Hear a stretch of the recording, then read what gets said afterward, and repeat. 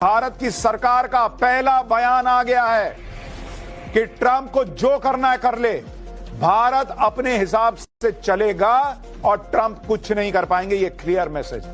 हम अपना हित देखेंगे। ट्रंप सोच रहे थे 25% का टैरिफ लगाऊंगा तो शायद कुछ हो, भारत आएगा बात करने। भारत ने कहा कि जाओ उधर। अमेरिकी राष्ट्रपति ट्रंप को इस बात पर भी आग लगी हुई है कि भारत रूस से हथियार और तेल क्यों खरीद रहा है। यूक्रेन युद्ध के बाद भी भारत पर बहुत दबाव बनाया गया था कि वो रूस से तेल न खरीदे, लेकिन पीएम मोदी ना अमेरिका के दबाव में आए ना यूरोप के। यूक्रेन युद्ध शुरू होने से के पहले साल में भारत ने रूस से सस्ता तेल खरीदकर 2 लाख करोड़ रुपए बचाए। मैं चाहूंगा हारून शरीफ की यहाँ पे मौजूदगी का फायदा उठाते हुए हमने मेन स्टोरी जो डिस्कस की है वो इंडिया के ऊपर जो 25% जो टैरिफ लगाया गया है और वो पेनल्टी भी लगाई है रूस से तेल लेने की। अभी हमारे ऊपर जो मुझे याद पड़ता है 29% टैरिफ था और 1 अगस्त से शायद हमारे पे भी लागू हो जाएगा। तो कैसे देखते हैं वीज़ा-वी पाकिस्तान के और इंडिया के पॉइंट ऑफ व्यू से इसको? तो एक तो है लॉजिकल बात जो अभी विजय जी ने बोली कि अगर कोई कमजोर होता तो वो मान लेता ना। क्या है, कई सारे देशों ने मान ही लिया है। यहां पर हमारा देश है जो कह रहा है नहीं, हम इसको ऐसे ही नहीं मानेंगे। एक बात होती है लॉजिक की और दूसरी बात होती है राजनीति की। कांग्रेस का यहां पर फ्रेश अब एक ट्वीट आया है, एक रिएक्शन आया है। ट्रंप ने भारत पर 25% टैरिफ ठोक दिया, साथ ही पेनल्टी भी लगा दी। नरेंद्र मोदी की दोस्ती का खामियाजा देश भुगत रहा है। मोदी ने ट्रंप का प्रचार किया, लपक लपक कर गले मिले, फोटो खिंचाकर सोशल मीडिया में ट्रेंड कराया। आखिर में ट्रंप ने भारत पर टैरिफ ठोक दिया। भारत की विदेश नीति पूरी तरीके से फेल हो चुकी है। तो कौन है कमजोर? हर्षवर्धन जी, ये कमजोरी का सबूत है। पता नहीं, मुझे तो अब लग रहा है ना कि राहुल कांग्रेस की बची खुची इज्जत और लुटिया भी इनकी सोशल मीडिया की टीम डुबो देगी। ऐसे उछल उछल कर थोड़ी सी प्रतिक्रिया दी जाती, थोड़ा तो धैर्य से देख लिया। तो देखिए क्या लिखा हुआ है। अच्छा भाई, लपक लपक कर गले मिले सब कुछ। इसका मतलब कि ट्रंप जो है वो नई दोस्त है ना। तो ट्रंप ने तो दुनिया को भारत की और भारत के प्रधानमंत्री नरेंद्र मोदी की शक्ति दिखा दी। कमजोरी कहां दिखी? आज ही तो सुबह राहुल गांधी कह रहे थे देख लेना वो दबाव बना देगा। अब एक बार नरेंद्र मोदी बोल के देखे, वो एकदम खोल के रख देगा। क्या खोल के रख देगा भाई? क्या खोल के रख देगा? कुछ वो केबल्स आते हैं जो अमेरिकी केबल्स, उसमें कुछ लिखा है उस तरह से कुछ ऑफ बात करनी है क्या बिना कैमरे के? कुछ ऐसा कुछ था क्या? दुनिया को आज भारत की शक्ति पता है और किसी ट्रंप या किसी राहुल गांधी की बिना पर नहीं। पिछले 10 सालों की जो डिप्लोमेटिक पॉलिसी है, पिछले 10 सालों की जो भारत की नीति है, 10 सालों में दुनिया को जो हमने भारत की शक्ति दिखाई है, उसने ये तय किया है। और फिर मैं कह रहा हूं, जो विजय त्रिवेदी जी भी कह रहे हैं और कोई भी समझदार व्यक्ति कहेगा, मैंने कल प्रशंसा की कि राहुल का भाषण बड़ा अच्छा है। फिर आज जब मैंने कई बार सुनने के बाद देखा तो मैंने कहा राहुल गांधी तो खतरनाक हो रहे हैं देश के, ये तो देश के खिलाफ जा रहे हैं। और आज देखिए वो होता हुआ दिखा। नरेंद्र मोदी भारत के हितों के साथ समझौता नहीं कर सकते और मेरा मानना है कि भारत का कोई भी प्रधानमंत्री नहीं कर सकता। लेकिन राहुल गांधी अपनी राजनीति चलाने के चक्कर में खुद वो पासंग है नरेंद्र मोदी के सामने। तो इंदिरा गांधी को अपमानित कर रहे हैं, नेहरू जी को अपमानित कर रहे हैं और सारे गड़े मुर्दे उखाड़े। मैं फिर कह रहा हूं, ट्रंप झुंझलाए हैं, ट्रंप खींचे हैं, ट्रंप कुंठित है, ट्रंप हताश है, लेकिन भारत का हित नहीं कर पाए। ये सबसे बड़ी बात कि इंडिया का जो अमेरिका के साथ ट्रेड का स्केल बहुत ज्यादा है और इंडिया का चीन और रूस के साथ भी स्केल ज्यादा है, तो वहां इम्पैक्ट ज्यादा है 25% टैरिफ का, डिस्पाइट के वो लोग निगोशिएशंस कर रहे थे। पाकिस्तान का ट्रेड बैलेंस कम है लेकिन पाकिस्तान की फेवर में है और ज्यादातर हमारी एक्सपोर्ट फिनिश टेक्सटाइल गुड्स की है।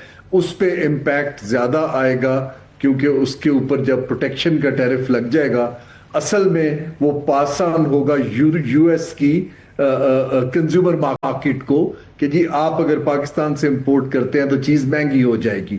तो इसके ऊपर पाकिस्तान ने जो भी ट्रेड निगोशिएशंस हो रही हैं, मैं तो प्रिवी नहीं हुई, फाइनलाइज नहीं हुई हैं। अगस्त में हमें पता चल जाएगा कि एक्चुअल बैंड क्या आता है और कंपनियों को एडजस्ट करना पड़ेगा।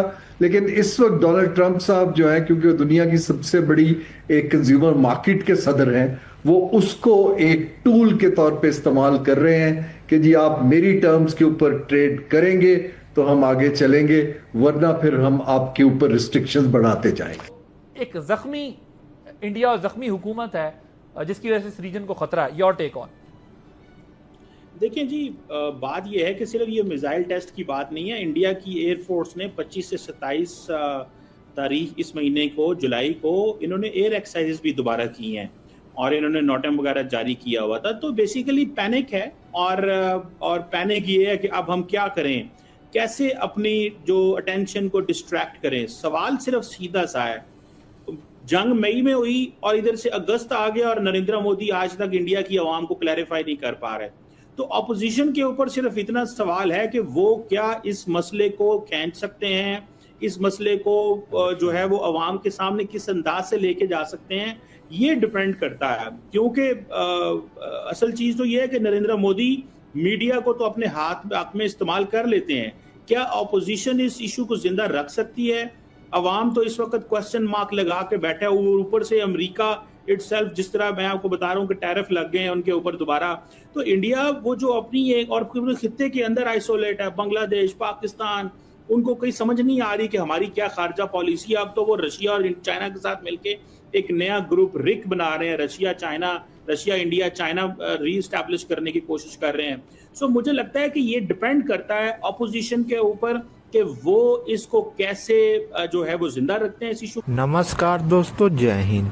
दोस्तों, जैसा कि हमने देखा इस वीडियो में कि अमेरिका ने जिस तरह से भारत पर टैरिफ लगाकर दबाव बढ़ाने की कोशिश की है, इसको देखकर एक तरफ विपक्ष काफ़ी खुश नज़र आ रहा है, वहीं दूसरी तरफ पाकिस्तान जो कि इस ताक में ही रहता है कि भारत पर कब और क्या बुरा हो जाए जिसे हम आकर अपने इंटरनेशनल मीडिया पर उछालें और भारत को बुरा भला कहे। लेकिन दोस्तों, वो ये नहीं जानता कि वो किससे टक्कर लेता है। भारत जो कभी किसी के आगे झुका नहीं, भारत का इतिहास है कि आज तक भारत कभी किसी देश के आगे झुका नहीं कि आप हमें छोड़ दे। क्योंकि दोस्तों, भारत शुरू से ही एक महान शक्ति रहा है।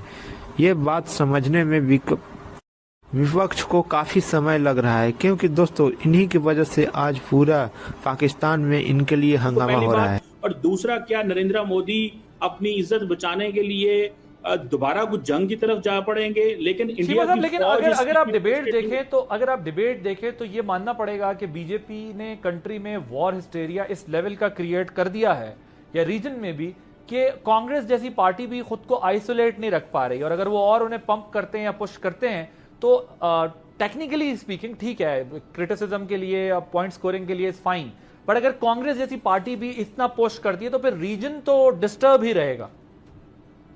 देखिए बिल्कुल, और हमें इसीलिए इसको हम तो यही चीज तो हमें कहनी चाहिए, बतानी चाहिए दुनिया को कि इंडिया बिल्कुल एक नॉर्मल कंट्री नहीं है। ये बेसिकली ये जो हिंदू नेशनलिज्म के गांव के अंदर जो इस वक्त एक वॉर हिस्टेरिया है, जो इनका मीडिया जिस तरह बिहेव करता है, जिस तरह इनकी पॉलिटिकल क्लास और अवाम बिहेव कर रही है, ये बिल्कुल ये फैनेटिसिज्म है और ये एक्सट्रीमिज्म है, पॉलिटिकल एक्सट्रीमिज्म हमें देखने को मिल रही है। और